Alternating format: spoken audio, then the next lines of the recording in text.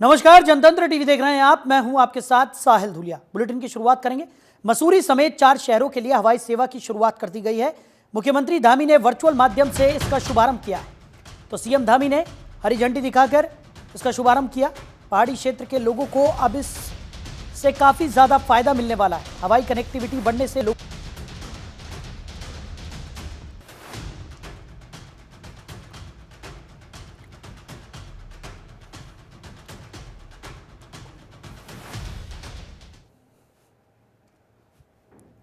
तो खबर पर ज्यादा जानकारी के साथ हमारे सहयोगी हरीश खनेड़ा हमारे साथ जुड़ गए।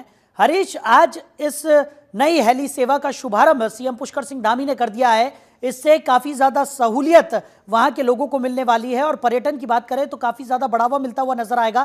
क्या कुछ जानकारी मिल पा रही है? देखिए, साहिल, आज की अगर बात करें तो आज उत्तराखंड के जो मुख्यमंत्री हैं पुष्कर सिंह धामी, उन्होंने वर्चुअल तरीके से जो हेली सेवा का जो शुभारंभ किया है, ये कहीं ना कहीं उन इलाकों के लिए, खासतौर पर पहाड़ी क्षेत्रों के लिए कहीं ना कहीं कारगर साबित होगा।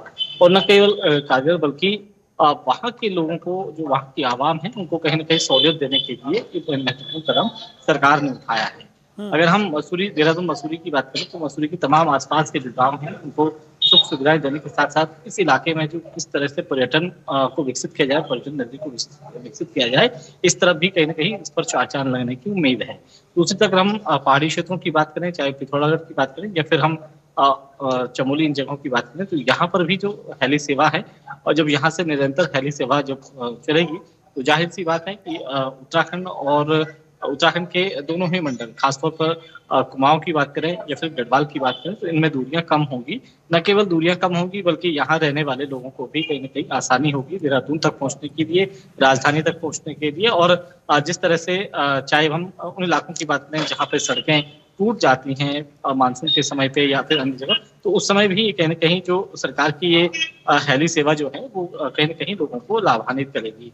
और साथ ही साथ जो रहने वाले लोग हैं गांव में, जो बीमार हो जाते हैं, उनको किस तरह से अस्पताल तक पहुंचाया जाए, राजधानी देहरादून तक पहुंचाया जाए, हल्द्वानी पहुंचाया जाए, इस तरह भी कहीं ना कहीं ये जो कदम है वो बहुत सराहनीय है। जी बिल्कुल हरीश, और जिस तरीके से आपने जिक्र किया पर्यटन का हो या फिर साथ ही साथ जिस तरीके से लोगों की सहूलियत की हम बात करें, तो लोगों को सहूलियत यहाँ पर बहुत ज़्यादा हो जाएगी। पर्यटन को बहुत ज़्यादा बढ़ावा यहाँ पर ज़रूर मिलेगा। लेकिन सबसे महत्वपूर्ण जो है वो है आपातकाल सेवा में। जिस तरीके से अगर आपातकाल की स्थिति में इस हेली सेवा से काफ़ी ज़्यादा फायदा यहाँ पर जो पहाड़ी क्षेत्रों में रहने वाले लोग हैं उनको यहाँ पर मिलता हुआ नजर आएगा। क्योंकि कई बार हमने देखा है कि ऐसी स्थितियों में जल्द से जल्द बड़े अस्पतालों में मरीजों को लेकर पहुंचना होता है। ऐसे में ये हेली सेवा काफ़ी ज़्यादा कारगर साबित होगी। निश्चित रूप है, बिल्कुल आपने सही कहा कि जहाँ लोगों को दिक्कतें हो जाती हैं, लोग अस्पताल तक नहीं पहुंच पाते हैं या लोगों को हायर सेंटर किया जाता है, तो इस बीच कहीं न कहीं जो हेली सेवा का जो लाभ लेता है, उसे कहीं न कहीं ये वरदान होगा। और ऐसे में कुमाऊं की बात करें या गढ़वाल की बात करें, जो पहाड़ी जनपद, उनको जोड़ने का प्रयास सरकार कर रही है। मुख्यमंत्री पुष्कर सिंह धामी ने बिल्कुल साफ कहा है कि कहीं न कहीं जो कनेक्टिविटी से पहाड़ी क्षेत्रों को जोड़ा जाए, ताकि जो पहाड़ की जो आर्थिक विकास है वो संभव हो सके और वहाँ पे रहने वाले लोगों को रोजगार के आयाम भी मिल सके। पहाड़ी क्षेत्र होने के साथ साथ अगर हम मसूरी की बात करें तो मसूरी से जो धनौल्टी का जो एरिया है, उसको कहीं ना कहीं दूरी उस पर कम करने के लिए भी ये एक महत्वपूर्ण कदम होगा। साथ ही साथ टिहरी और उत्तरकाशी को भी इससे जोड़ा जा सकता है।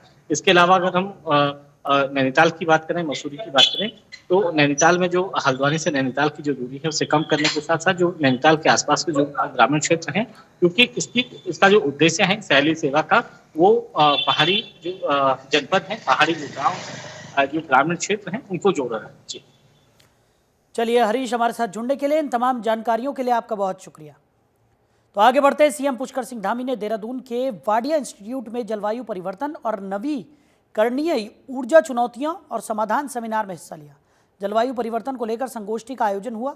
सीएम धामी ने कहा कि जलवायु परिवर्तन के कारण जो चुनौतियां आ रही है उनके समाधान के लिए ये विषय हमारे लिए बहुत महत्वपूर्ण हो जाता है। इसके प्रभाव को कम करने के लिए ऐसे सेमिनार, ऐसे कार्यक्रम जागरूकता लाते हैं। हम जलवायु परिवर्तन के संकट का सामना कर रहे हैं, ऐसे कार्यक्रम हमें प्रेरणा देते हैं और आने वाली पीढ़ियों को भी इसमें भाग लेना चाहिए। विषय बहुत ही महत्वपूर्ण है, जो हमें आगे आने वाली जो जलवायु परिवर्तन से होने वाली चुनौतियां हैं उनके समाधान के लिए या उसके प्रभाव को कम करने के लिए इस प्रकार की जो संगोष्ठियां हैं, इस प्रकार के कार्यक्रम हैं, ये शीघ्र गाइडलाइंस तैयार करने के निर्देश भी दिए।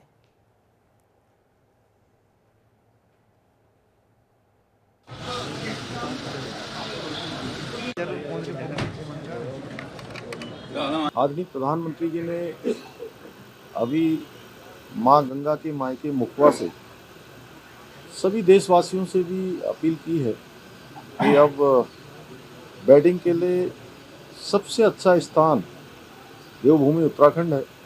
तो उसके अनुरूप हम योजना बना रहे हैं कि हमारे यहाँ पर कुछ नए जोन, कुछ ऐसे स्थान जो हर दृष्टि से ठीक हों, वहाँ पर बैटिंग डेस्टिनेशन को और डेवलप किया जाए, वहाँ इंफ्रास्ट्रक्चर मजबूत किया जाए, लोगों को लाएंगे और जो बैटिंग इवेंट्स करते हैं उनके साथ भी यहाँ हम लोग बैठक करेंगे, जिससे कि वो आगे जो है हमारे यहाँ जिस प्रकार का एक अच्छा लोगों के लिए अच्छा पर्यावरण है, अच्छा यहाँ का मौसम है, सुनहरी धूप हमेशा रहती है, तो उन सब में जो सबसे उपयुक्त स्थान पाए गए वहाँ पर हम इस प्रकार की इंफ्रास्ट्रक्चर को मजबूत करने के साथ ही बैटिंग हमारे यहाँ पर लोग करें, उसके लिए सब व्यवस्थाएं कर रहे हैं। उधर चारधाम यात्रा के दौरान अक्सर देखा गया कि कुछ लोग और युवक बाहरी राज्य से आकर चारधाम यात्रा के नाम पर धार्मिक स्थलों को टूरिस्ट प्लेस समझकर वहां पर शराब का सेवन करते हैं, जिनकी कई वीडियो भी वायरल हुई है। वहीं इस पर सीएम धामी ने सभी से अपील करने के साथ चेतावनी भी दी है कि धार्मिक स्थलों पर मर्यादा के साथ आएं। सीएम धामी ने कहा कि अगर ऐसा कोई मामला सामने आता है तो उसका संज्ञान लिया जाएगा। सीएम धामी ने लोगों से अपील की है कि चारधाम यात्रा पुण्य और धर्म की यात्रा है, तो ऐसे में सभी को नियमों का पालन करके ही यात्रा करनी चाहिए।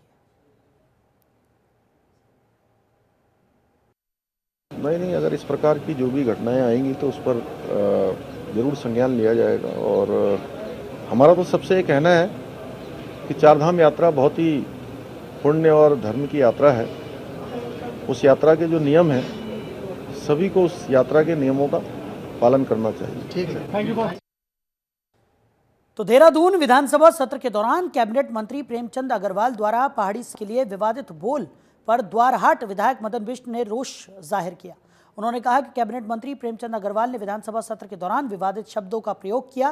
विधायक मदन बिष्ट ने प्रेमचंद अग्रवाल को मंत्रिमंडल से बर्खास्त करने की मांग भी की। तब जाके हाउस में हंगामा हुआ, क्योंकि हाउस में इतना पता नहीं लगता है जब वो बोलते हैं, तो बाद में जब वो बोले तो उसमें साले शब्द का यूज किया। सरकार में ये मलाइया खा रहे, सरकार में ये मंत्री बने हुए हैं, मुख्यमंत्री बने हमारे पहाड़ के, जिसने पहाड़ के स्वाभिमान से टकराव की बात करी, उसको हम छोड़ेंगे।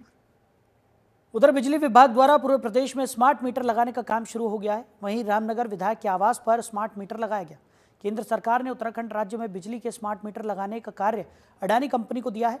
अडानी कंपनी द्वारा स्मार्ट मीटर लगाए जा रहे हैं। कांग्रेस भी स्मार्ट मीटर का जमकर विरोध कर रही है। बिजली विभाग के अधिशासी अभियंता ने बताया है कि स्मार्ट मीटर लगाने से लोगों को फायदा मिलेगा, साथ ही बिजली से संबंधित समस्याओं का भी तुरंत समाधान होगा।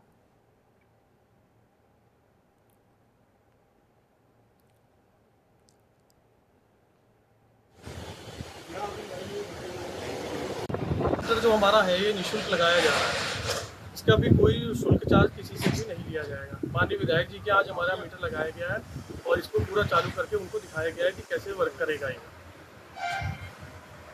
फायदे तो ये होंगे कि आने वाले समय में हमारा जो बिल है उसमें कोई प्रॉब्लम नहीं होगी। हमारा जो बिल होगा ऑटोमेटिक जनरेटेड होगा मंथ बिलिंग के साइकिल पीरियड पे।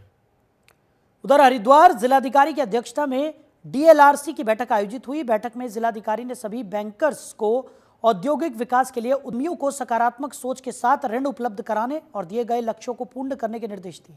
उन्होंने कहा कि महत्वपूर्ण बैठक है जो हर 3 महीने में होती है और सभी बैंकर्स को इसमें अनिवार्य रूप से भाग लेना चाहिए। बैठक के दौरान जिलाधिकारी ने बैंकर्स को लंबित ऋण आवेदनों के शीघ्र निस्तारण के निर्देश दिए।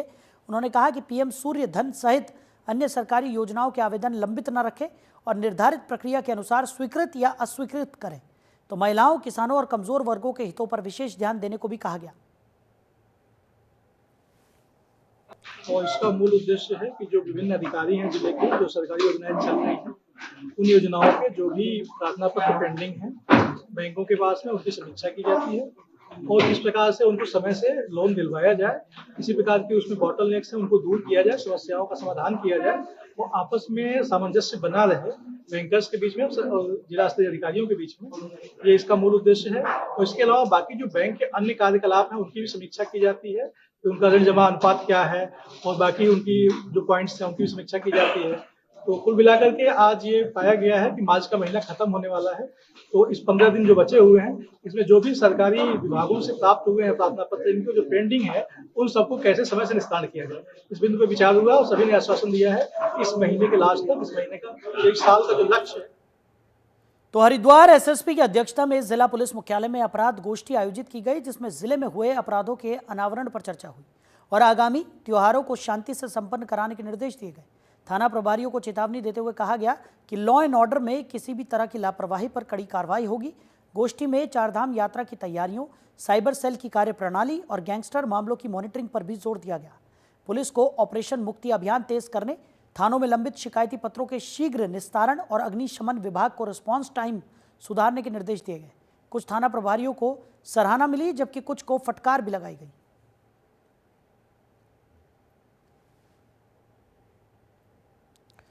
तो आगामी त्योहारों को लेकर ये महत्वपूर्ण बैठक, यहाँ तमाम अधिकारियों को ज़रूरी दिशा निर्देश दिए गए। चारधाम यात्रा भी शुरू होने वाली है, जिसको लेकर भी मंथन किया गया और किसी भी तरह की कोई अप्रिय घटना न घटित हो, इसको लेकर एसएसपी की अध्यक्षता में अपराध गोष्ठी का आयोजन किया गया। इस गोष्ठी में तमाम ज़रूरी दिशा निर्देश अधिकारियों को दिए गए। साथ ही साथ ये भी कहा गया कि हर तरह की लापरवाही को दूर किया जाए और सतर्कता बरती जाए। तो आगामी त्योहारों को लेकर लोगों से भी अपील करने को कहा गया, लोगों से सौहार्द बनाने की अपील करने को अधिकारियों को कहा गया। साथ ही साथ लोगों से संवाद कर उन्हें सही जानकारियां मुहैया कराने के भी निर्देश दिए गए।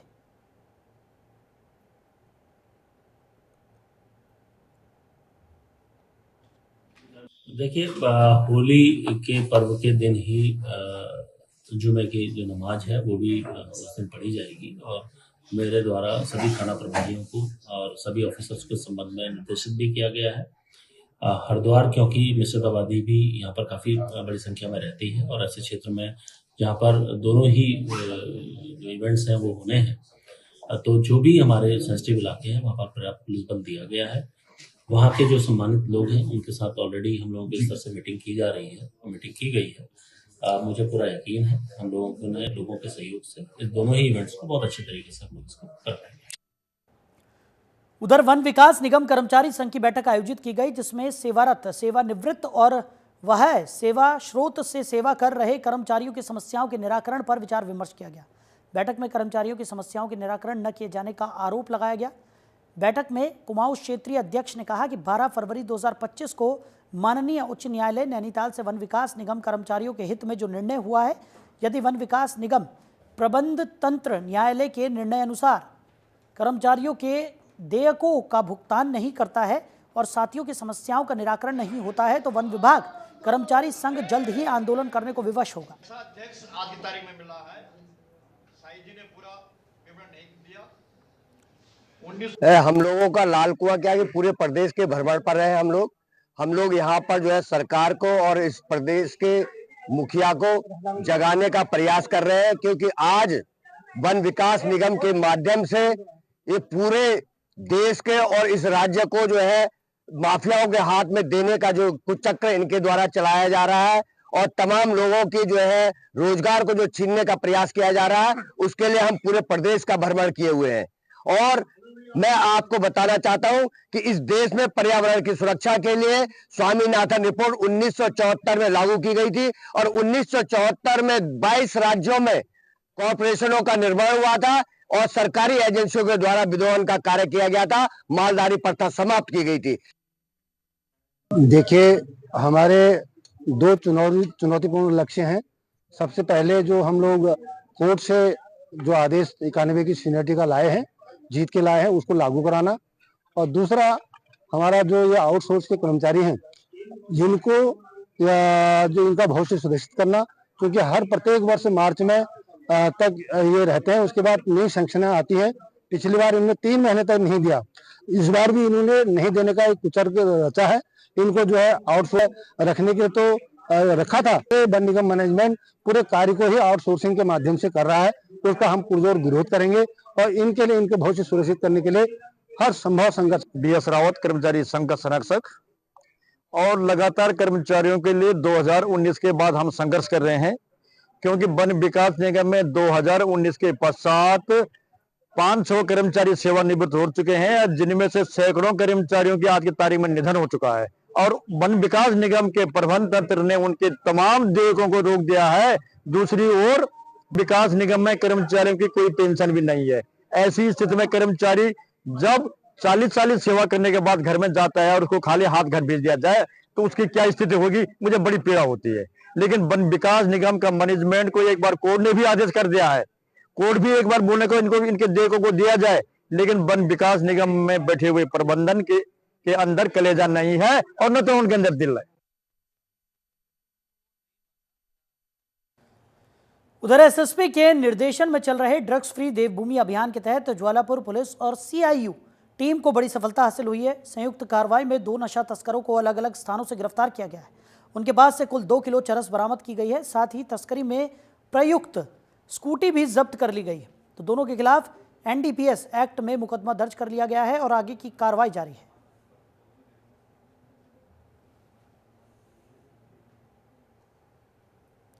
तो NDPS एक्ट के तहत अब कार्रवाई की जा रही है। पुलिस के हत्थे 2 नशा तस्कर चढ़े हैं।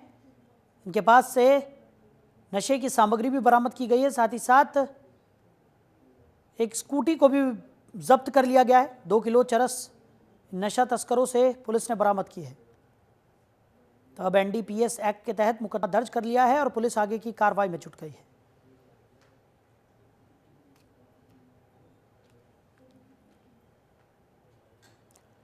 तो होली के दौरान वन्य जीवों की सुरक्षा सुनिश्चित करने के लिए राजाजी टाइगर रिजर्व और वन प्रभाग के जंगलों में हाई अलर्ट जारी किया गया है। हर साल कुछ हुड़दंगी जंगलों के पास पटाखों और नशे में हंगामा करते हुए नजर आते हैं, जिससे वन्य जीवों में भय पैदा होता है और वो रिहायशी इलाकों की ओर बढ़ने लगते हैं। इसे रोकने के लिए वन विभाग ने इस बार सख्त कदम उठाए हैं। वन विभाग ने सभी कर्मचारियों की छुट्टियां रद्द कर 24 घंटे गश्त के निर्देश दिए। संवेदनशील इलाकों में निगरानी बढ़ाई गई है और संदिग्ध गतिविधियों पर कड़ी नजर रखने के लिए विशेष टीमें तैनात रहेंगी। स्थानीय लोगों से अपील की गई है कि वो जंगलों के पास शोर शराबे से बचे, ताकि वन्य जीवों की शांति भंग ना हो और किसी भी तरह का मानव वन्य जीव संघर्ष ना हो पाए।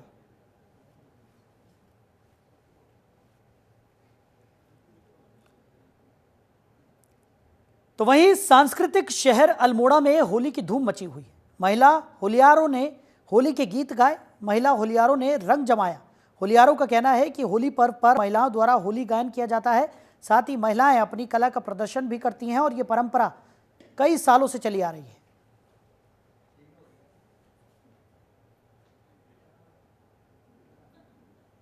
आज मेरे घर में महिला होली है और ये होली वैसे पौष के महीने से शुरू हो जाती है, लेकिन बसंत पंचमी के बाद जो एकादशी के बाद रंग पड़ता है तो होली अपने फुल फॉर्म में आ जाती है। उस समय उसके बाद घर घर में होली होती है, हर घर में होली होती है। महिला होली, खड़ी होली, बैठकी होली और महिलाओं में बहुत ज्यादा उत्साह रहता है। तो भले ही विधायक, मंत्री से लेकर अधिकारी तक आए दिन प्रदेश के विकास के बड़े बड़े दावे करते रहते हैं, लेकिन हकीकत यह है कि उत्तराखंड के पर्वतीय क्षेत्र के लोग सड़क जैसी मूलभूत सुविधा को आज भी तरस रहे हैं। तो सड़क सुविधा न होने से देवाल प्रखंड के भिड़िंग वाण की भारती देवी की तो जान पर बनाई है। किसी तरह डंडी कंडी के सहारे उसे सड़क तक लाए और फिर उसे निजी वाहन से देवाल अस्पताल पहुंचाया गया, जहां महिला का उपचार चल रहा है। लोग गर्भवती को सड़क तक लाए। सामाजिक कार्यकर्ता ने कहा कि आज तक यहां सड़क का कार्य शुरू नहीं हुआ है, जिससे लोगों को खासा परेशानियों का सामना करना पड़ता है। दुख के साथ कहना पड़ रहा है कि मैं ग्राम वाण से हीरा सिंह गढ़वाली, सामाजिक कार्यकर्ता, यहाँ पे जो है रोड का अभाव होने के कारण आज अचानक भारती देवी पत्नी प्रदीप सिंह की डिलीवरी होनी थी, जो कि ब्रिंगटोक ग्राम सभा वाण के ब्रिंगटोक से बिलोंग करती है। उनकी अचानक तबीयत खराब हो गई और हमारे यहाँ से हॉस्पिटल जो है महज अपने ब्लॉक कार्यालय देवाल में जो है 40 किलोमीटर पे हॉस्पिटल है और यहाँ पर रोड भी नहीं है जहाँ से उनको लाया गया। और उनकी अचानक तबीयत खराब होने से जो है कि उनको दर्द उठा, बहुत ज़्यादा दर्द हुआ और वहाँ पर रोड तो थी नहीं, कैसे आ सकती थी, इसलिए हम लोगों को कंडी का इस्तेमाल करना पड़ा और उनको कंडी के सहारे रोड तक 2 किलोमीटर लाया गया। भविष्य में ऐसी संभावनाएं होती हैं। हमारे गांव में कई तोक हैं जहां पर रोड नहीं है, जबकि यहां पे वर्ष 2020 से पहले से ही यहाँ पर रोड सैंक्शन हो रखी है और आज तक वहाँ पर काम नहीं चला।